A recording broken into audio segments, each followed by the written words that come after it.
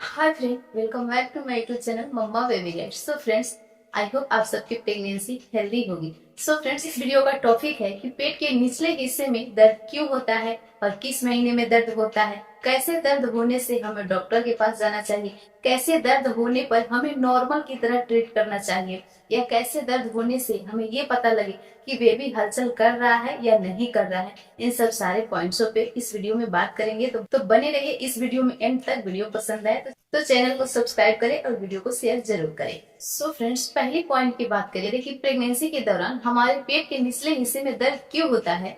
तो हमें ये पहला रीजन हो सकता है कि प्रेगनेंसी में कभी कभार हल्के फुल्के दर्द, कभी निचले हिस्से में, कभी बाएं साइड, कभी दाएं साइड, कभी ऊपर के हिस्से में दर्द हो सकता है। तो इस दर्द को हमें नॉर्मली तरीके से लेना चाहिए, क्योंकि ये कभी हमारे पेट में एसिडिटी के कारण हो सकता है, या कभी खाना खाने के तुरंत बाद हम बैठ जाते हैं, उसके वजह से भी पेट में दर्द होने लगता है। तो इन सब दर्दों को हम नॉर्मली तरीके से ट्रीट कर सकते हैं। बात करें दूसरे पॉइंट की, वो प्रेगनेंसी के दौरान हमें पीरियड्स के जैसे पेट में दर्द हो, खास करके पेट के निचले हिस्से में ही पीरियड के जैसे पेन होता है।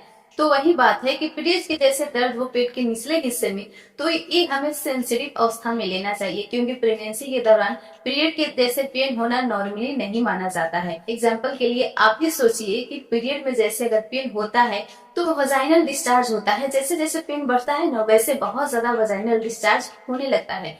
उस दौरान हमें पीरियड का पेन जो होता है बहुत ज्यादा फील होता है।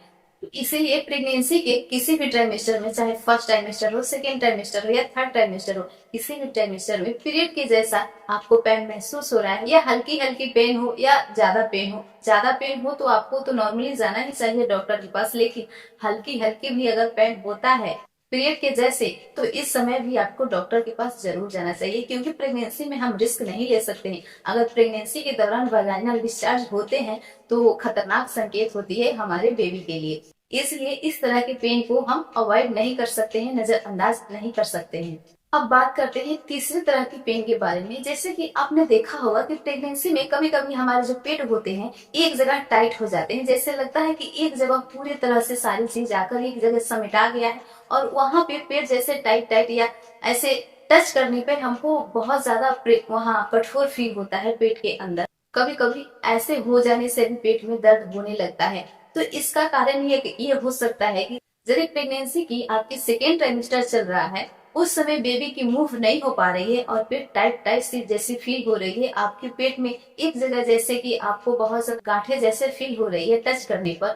तो ये हो सकता है बेबी मूव ना कर रहा हो। ये बेबी मूव लगातार अगर 2 से 3 घंटे बेबी मूव ना करे तो ऐसी स्थिति आपके पेट में उत्पन्न हो सकती है, और उसके बाद दर्द भी एहसास होने लगता है।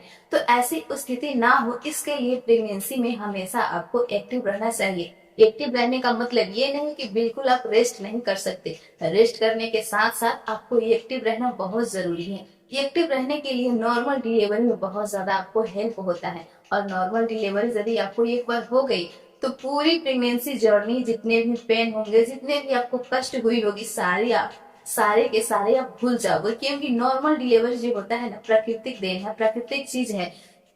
प्राकृतिक चीज जैसे होती है ना, अपने आप जिस प्रकार से होती है उसकी कोई मूल ही नहीं है।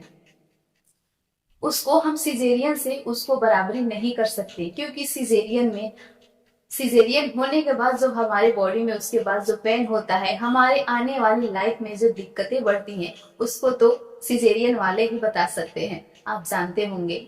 इसीलिए इस तरह के पेन को भी आप अवॉइड नहीं करें। यदि 2 घंटे हो गए हैं आपके पेट में बेबी का मूव फील नहीं हुआ है, और इस तरीके से जैसे पेट टाइट हुआ है, इस तरीके से आपके पेट में दर्द होना शुरू हो रहा है, तो आपको इस समय भी डॉक्टर के पास जाना चाहिए। या आपको एक दो ट्रिक ऐसी है जो आपको घर पे ही 10-5 मिनट के लिए करके देखनी चाहिए। जैसे कि अगर ऐसा हो रहा है तो कहते हैं हमारी दादी नानियां कि जब बेबी पेट में फील ना हो रहा हो, मूव ना कर रहा हो, तो थोड़ी सी मीठा खा के हम देख सकते हैं, ऐसे में बेबी मूव करने लगता है। या हमें पानी पीकर देखना चाहिए, क्या पता कि गर्भ में हमारे इम्यूनिटी फ्लूइड में पानी की कमी होने के कारण बेबी अच्छे से मूव नहीं कर पा रहा है, हलचल नहीं कर पा रहा है, तो इसके कारण भी बेबी एक जगह सुस्त हो जाता है और उसको चलने की जगह नहीं होती है, क्योंकि बेबी पानी की थैली में रहता है। जितना ही बहुत ज्यादा आपकी इम्यूनिटी सैक में पानी रहता है भर के, उतना ही बेबी को मूव करने में आसानी रहता है और बेबी भी एक्टिव रहता है।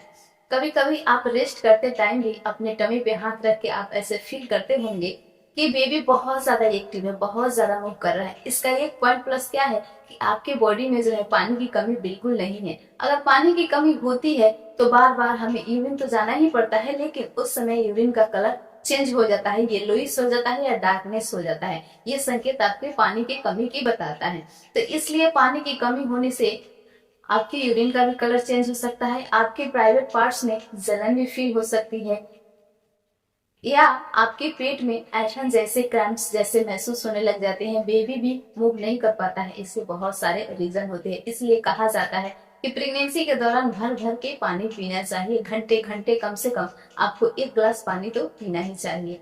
अगली तरह की दर्द होती है जब हमारे पेट में बेबी बहुत ज्यादा एक्टिव रहता है। कहते हैं कि बेबी का बहुत ज्यादा एक्टिव रहना अच्छा होता है प्रेगनेंसी के लिए। तो ये बात तो अच्छी है, सही है कि अच्छा होता है, लेकिन बहुत ज्यादा एक्टिव जब बेबी रहता है, बार बार लात मारता है आपके पेट के अंदर, वो मूवमेंट भी आपको दर्द जैसा फील कराती है। तो ये दर्द भी एक खुशी वाली दर्द होती है, खुशी फीलिंग्स देती है। तो इस दर्द को तो हम बिना कहे ही महसूस करके बर्दाश्त कर लेते हैं। सो फ्रेंड्स, ये वीडियो कैसी लगी आपको? आई होप आपको समझ में आया होगा कि पेट में ऐसे दर्द होने से आपको क्या क्या करनी चाहिए, क्या क्या फील होती है। अच्छी लगी वीडियो तो फैमिली फ्रेंड में शेयर जरूर कीजिएगा, चैनल को भी सब्सक्राइब जरूर कीजिएगा। Thank you, thanks for watching my video.